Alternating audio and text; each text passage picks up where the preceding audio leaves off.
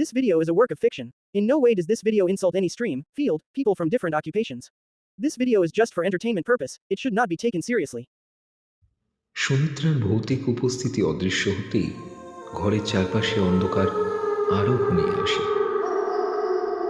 কিন্তু অর্পণ জানে তার এই বাড়ি থেকে চলে যাওয়া ঠিক হবে না। সে সত্য উদ্ঘাটন না করেই ফিরে যেতে চায় না। সুমিত্রার দেওয়া নির্দেশ মতো ঘরের মেঝের দিকে নজর ফেরায় সে। ঘরের কোণের ইঁটগুলো একটু আলগা মনে হচ্ছে, যেন এগুলো কোনো লুকোনো জায়গার প্রবেশদ্বার। কাঁপা হাতে সে ইঁটগুলো একে একে তুলে ফেলে।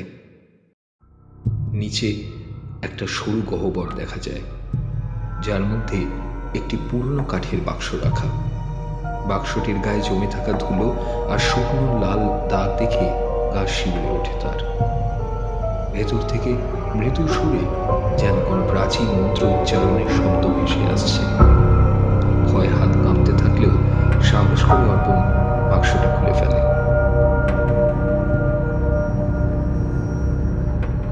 বাক্সের ভিতরে কিছু পুরনো নথি, একটি খোদাইকৃত পাথরের মূর্তি এবং জমিদার বাড়ির ইতিহাসে কিছু চিত্র রয়েছে। সেই চিত্রগুলোতে জমিদারের পরিবার, তাদের প্রাচুর্য ও সৌভাগ্যের বর্ণনা দেওয়া আছে। তবে সব চিত্রের এক কোণে একটি ছায়া মূর্তি দেখা যায়, যেটা সাধারণ কোনো মানুষের নয়।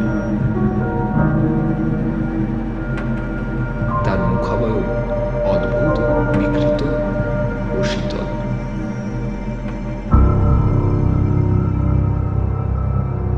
মনে হয় যেন সে জমিদার পরিবারকে সবসময় নজরে রাখত। হঠাৎ করে ঘরের বাতাস ভারী হল। অর্পণ তার চারপাশে মৃদু পদশব্দ শুনতে পায়, যেন বহু মানুষ হেঁটে যাচ্ছে। ঘরের কোণে জমাট অন্ধকারে কোনো এক ছায়ামূর্তি ধীরে ধীরে রূপ নিচ্ছে। তার দৃষ্টি সরাসরি অর্পণের দিকে।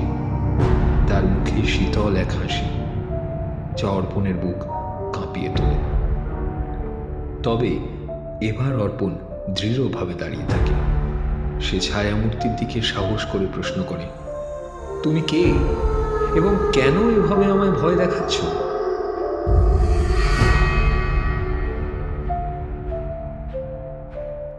ছায়ামূর্তি ধীরে ধীরে বলতে শুরু করে। তার কণ্ঠস্বর যেন দূর থেকে ভেসে আসা বাতাসের মতো, শীতল ও ভৌতিক। আমি সেই আত্মা যার মৃত্যু এই জমিদার বাড়ির কালো অধ্যায়ের সূচনা করেছিল। জমিদার জয়ন্তী আমায় নির্মমভাবে হত্যা করে এবং এখানে পুঁতে রেখেছিলেন, যাতে আমার শরীর আর কখনো খুঁজে পাওয়া না যায়। তবে অভিশাপের কারণে এই বাড়ির সবাই মৃত্যুর পর থেকে চিরকালের জন্য এখানে বন্দী হয়ে আছে। অর্পণ তখন বুঝতে পারে জমিদার ও তার পরিবার এই অভিশপ্ত আত্মার প্রতিশোধের শিকার হয়েছিল। সে আরো জানতে চায়, তবে কেন সুমিত্রার আত্মা এখনো এই বাড়িতে আটকে আছে?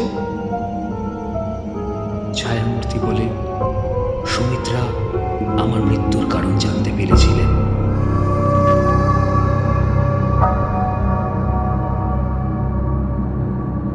কিন্তু যখন তিনি জমিদারের এই কালো অধ্যায় উন্মোচনের চেষ্টা করেছিলেন, তখনই তাকেও এই বাড়ির এক করুণ মৃত্যুর পথে নিয়ে যেতে হয়েছিল।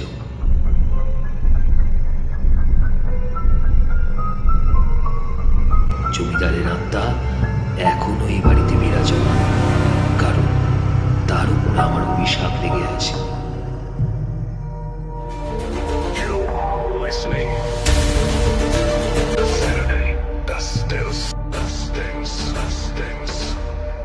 এরপর ছায়ামূর্তি ধীরে ধীরে মিলিয়ে যায়, কিন্তু ঘরের এক কোণায় কিছু আলো দেখতে পায় অর্পণ।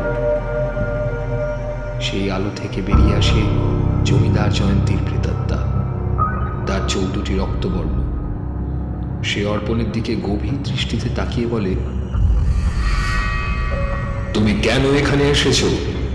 আমার ইতিহাস উন্মোচন করতে? অর্পণ ভয়ে জমে যায়। তবে সে নিজেকে সামলে নিয়ে জিজ্ঞাসা করে, তোমার মৃত্যু কিভাবে ঘটল? কেন এত রহস্যময়? জয়ন্তীর প্রেতাত্মা ধীরে ধীরে বলে, আমাকে হত্যা করা হয়নি, বরং আমি নিজেই এই বাড়ির অভিশাপ থেকে মুক্তি চেয়েছিলাম। কিন্তু আমার প্রাচুর্য, আমার অহংকার আমাকে এখানে চিরকালের জন্য আটকে রেখেছে। এই বাড়ির প্রতিটি ইট আমার লোভের সাক্ষী, আর এখন এই অভিশাপ থেকে কেউই মুক্ত নয়। অর্পণের হাতে থাকা টর্চটা হঠাৎ বন্ধ হয়ে যায়। ঘরে আরো অন্ধকার নেমে আসে।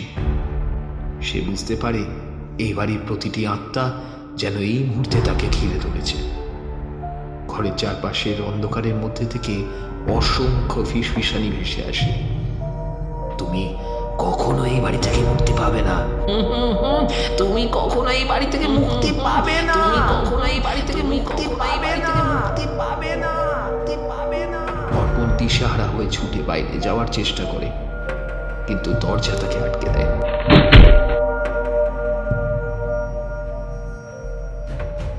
যেন এই বাড়ি তাকে কখনোই যেতে দিতে চায় না। হঠাৎই পিছন থেকে সুমিত্রার কণ্ঠস্বর ভেসে আসে, তুমি যদি সত্যিই আমাদের মুক্তি চাও, তবে আমার আত্মাকে মুক্তি দিতে হবে। আমার এবং সেই ছায়ামূর্তির মৃত্যুর গল্প সবাইকে জানাতে হবে। অর্পণ নিজেকে সামনে নিয়ে বলে, আমি তোমার কথা মতো সব কিছু করব। এই অভিশপ্ত জমিদার বাড়ির ইতিহাস উন্মোচন করব। মুহূর্তে দরজাটা খুলে যায়। সে দ্রুত বাইরে বেরিয়ে আসে, কিন্তু পিছনে ফিরে দেখতেই ঘরের জানলায় অসংখ্য ছায়ামূর্তি দাঁড়িয়ে থাকতে দেখে। তাদের চোখ দুটো লাল রঙের, যেন প্রতিশোধের আগুনে জ্বলছে। পরদিন অর্পণ সেই বাক্সের প্রমাণ সহ সমস্ত কাহিনী সাংবাদিকদের সামনে তুলে ধরে। জমিদারের প্রাচুর্য ও লোভের পরিণাম এবং সেই অভিশপ্ত জমিদার বাড়ির কাহিনী সকলের সামনে আসে। অর্পণ তার তদন্ত শেষ করলেও মনে মনে জানে, এই অভিশাপ কখনোই সম্পূর্ণরূপে শেষ হয়নি। জমিদার বাড়িতে সেই রাতের স্মৃতি তার জীবনে চিরকাল থাকবে এবং তাকে তাড়া করবে। এইভাবে অর্পণের অভিজ্ঞতা শেষ হয়, কিন্তু তার মনে জমিদার বাড়ির সেই ভৌতিক স্মৃতি থেকে যায় চিরদিনের জন্য, চিরদিনের জন্য, চিরদিনের জন্য। গল্পটি কেমন লাগলো কমেন্ট করে আমাদের জানান। গল্পের পরবর্তী অংশের জন্য আমাদের চ্যানেলটিকে সাবস্ক্রাইব করুন এবং আমাদের পাশে থাকুন। আর শুনতে থাকুন দ্য স্যাটারডে সাসপেন্স।